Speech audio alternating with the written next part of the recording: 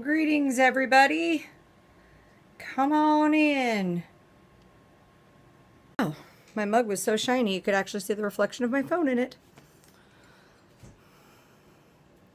Hello. Hello. Hello everybody. Come on in. Today we are rocking my new Mickey mug that one of my clients brought me. Isn't that fun? See, everybody knows I'm a Disney nut, and now they know I'm a Disney coffee cup nut. So now I got a gift. Yay! So hello everybody. Snails Over Coffee, February 16th. I am your hostess with the mostest. Hi. So while everybody's getting joined in here, I will pull up the stuff in the handy dandy iPad. Oh, Periscope must be being fun right now because everybody's going in and out and in and out and in and out. So we'll let Periscope do its thing while I get my stuff loaded up. Yeah. Let's see. Hi. So how is everybody today? After today's show, I must admit I don't look nearly as glamorous as I did yesterday. Sorry, guys. After today's show, running right out with the teenager to go see Deadpool. So this is, oh, thank you. This is me when I have no clients today. So this is all for you. I did manage to get my nails done, however, though. So, yay, all of that awful Valentine's-y stuff is gone. And I did different stamps on this hand than on the other hand. And I'm not sure I'm digging the tire track one. It's kind of weird. But, so, anywho, playing with stamps. For those of you who joined me on Saturday night for my trial of Tough Enough Nails, which Brenda was so kind to send to me for a Periscope trial and review, it made it through step one. So if you're going to follow along on this trial process, it made it through step one. And that was for me to goof off with it and use it for a full set and really just kind of check it out. I really liked it, so I did my fill with it today because after you find out if you like using it or not, then you have to find out if it plays nice with the other products that you have. Because obviously you're not going to, if you make the decision to change products, which at this stage of the game I still can't say if I am or I am not, in order to have all of the information, I need to be able to see if it plays nice with my other products. So I filled my nails with it today. And I do have to tell you that there was a couple of things about it I really, really liked. It's a very forgiving product. So when you're doing your wrong hand, have I mentioned lately how much I hate doing my wrong hand?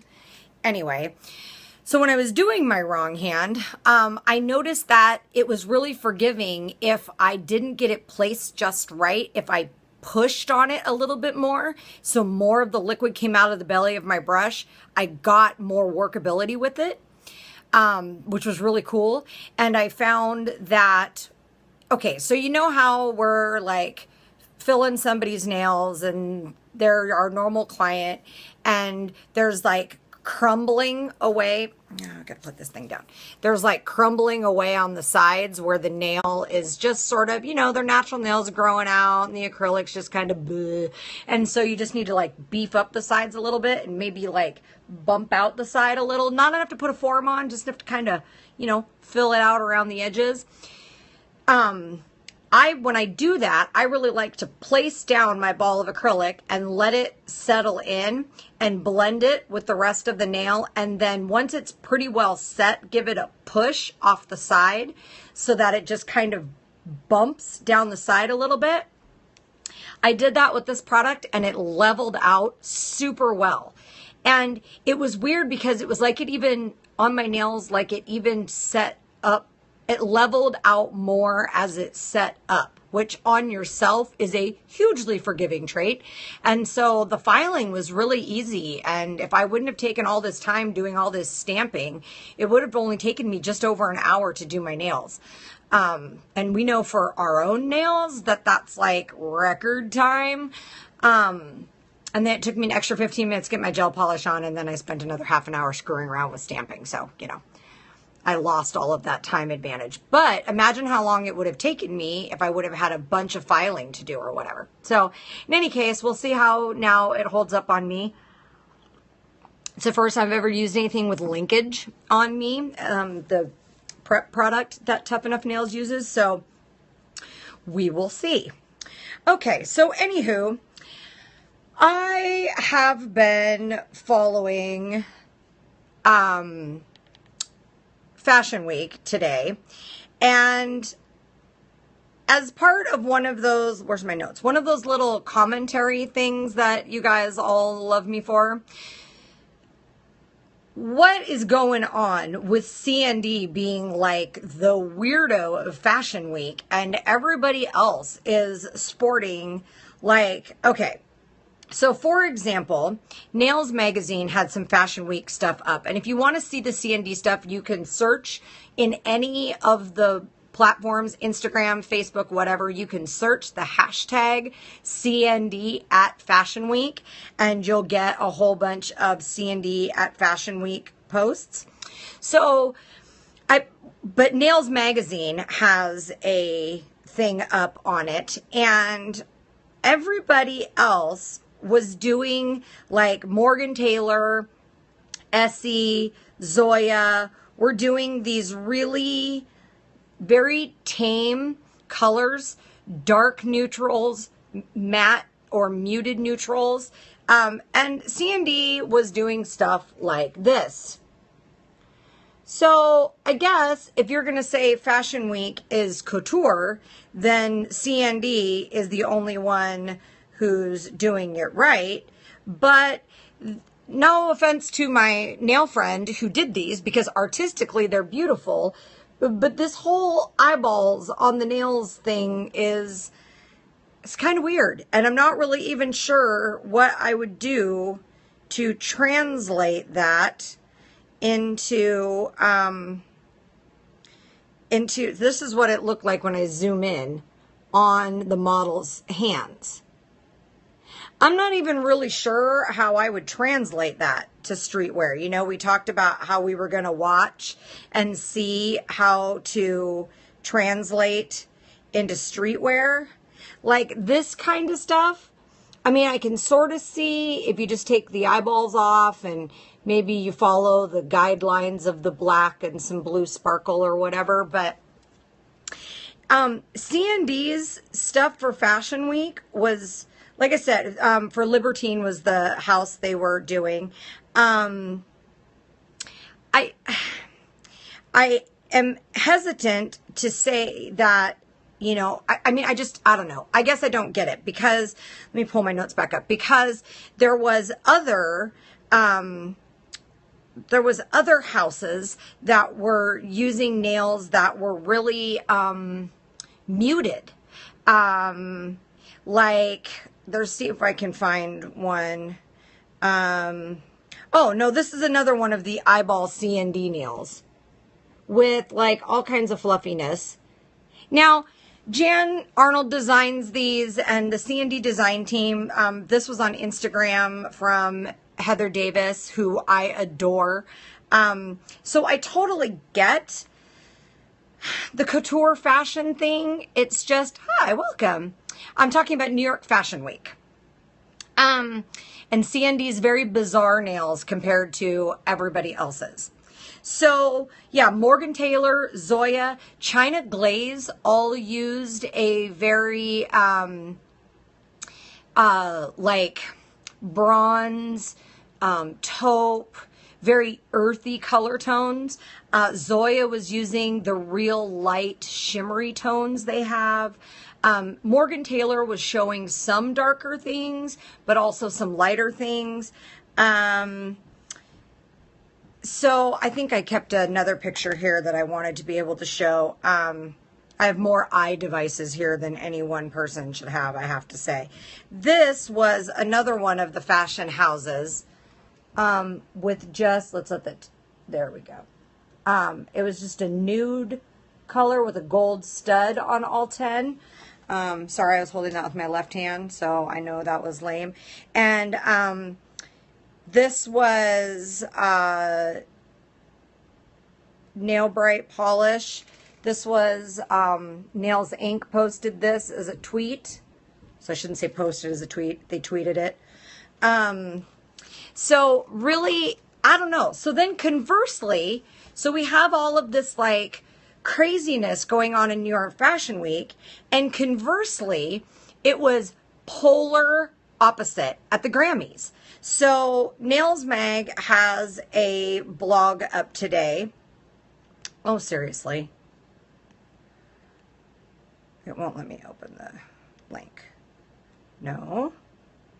Come on, man. Okay, we're going to try that over. So,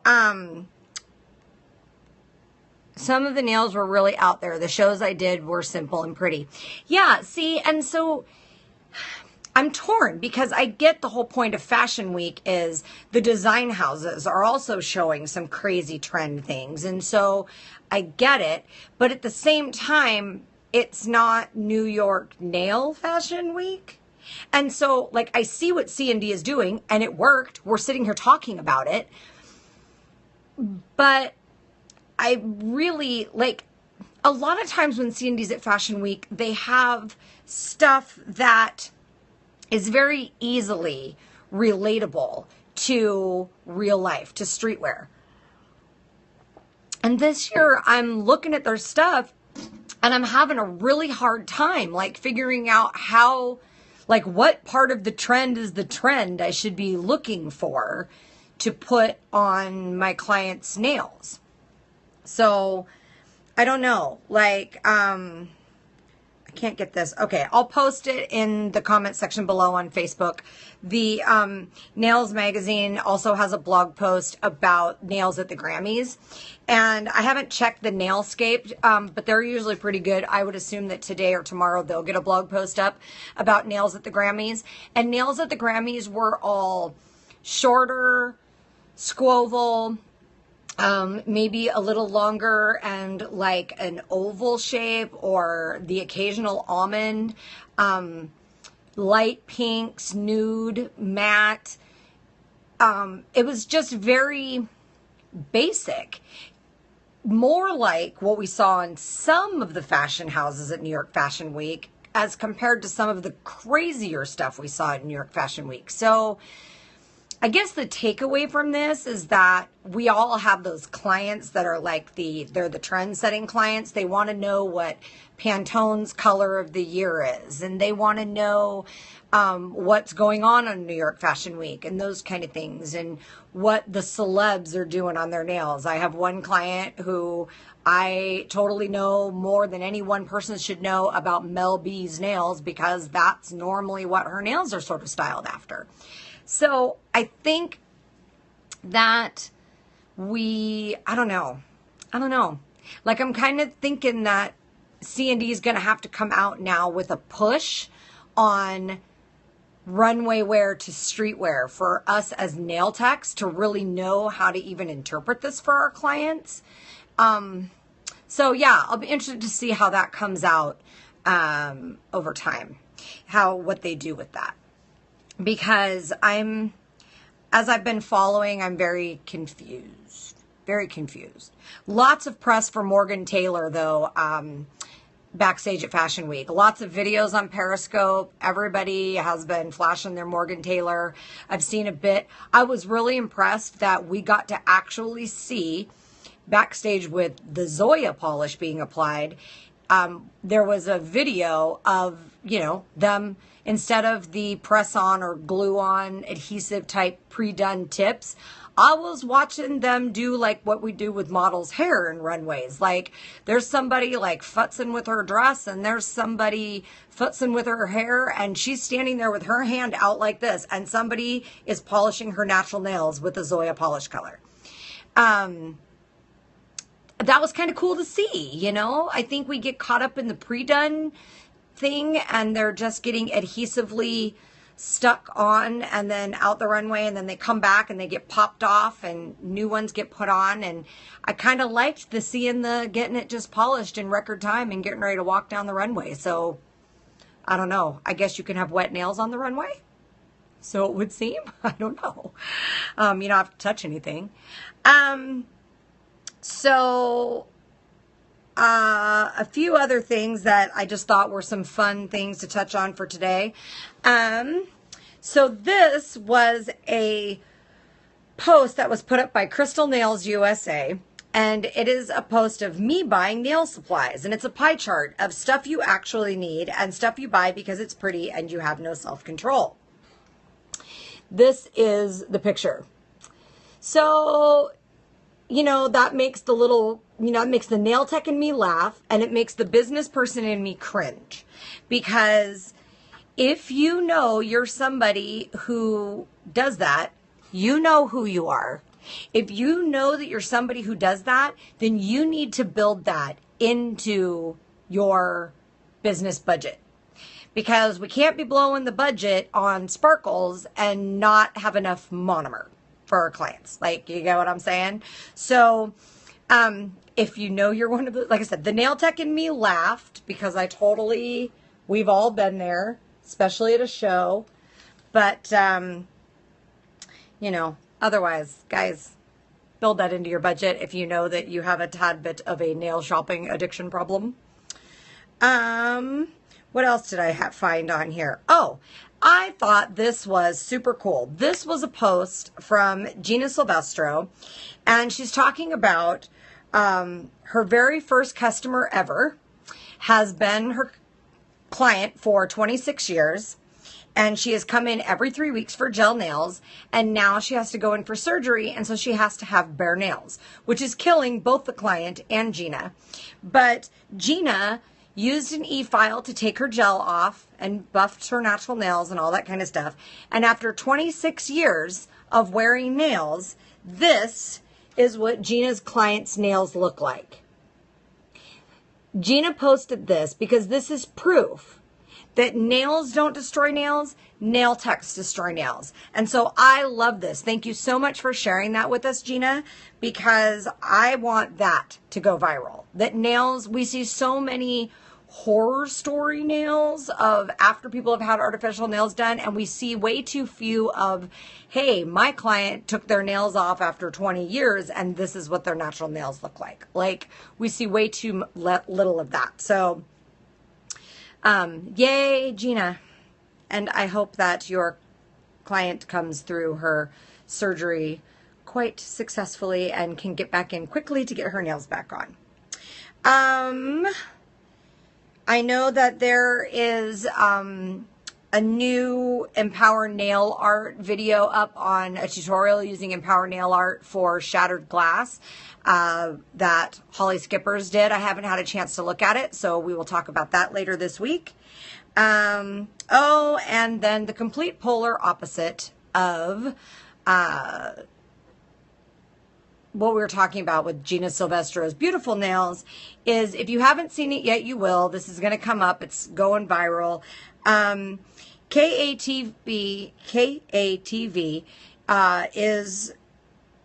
has released a article that a Benton, Arkansas woman says the pedicure put her in the hospital. And she went to a pedicure place. She got her calluses scrubbed with a pumice stone, which we all know we're not supposed to do because they're not disinfectable. She got cut a couple of times with the pumice stone. And a couple days later, she ended up in the hospital with a really wicked, ugly case of cellulitis. Bleh, yuck. That her doctors say cellulitis can come from a lot of things, but it is entirely possible that it came, and more likely probable in this case, that it came from the cuts on her foot from getting the pedicure. So that's going to go around everywhere. So we'll be expecting your clients to be asking you about, hey, what do you do to make sure I don't get cellulitis on my feet? And you better know. And the Arkansas State Board is disinfecting or is investigating this salon now about their disinfection procedures. And the thing is this client is a nurse. She should know better. But she didn't, and she doesn't. And so that's why it's our job to tell them, hey, yo, this is what we do to make sure you don't get cooties on your feet and end up in the hospital.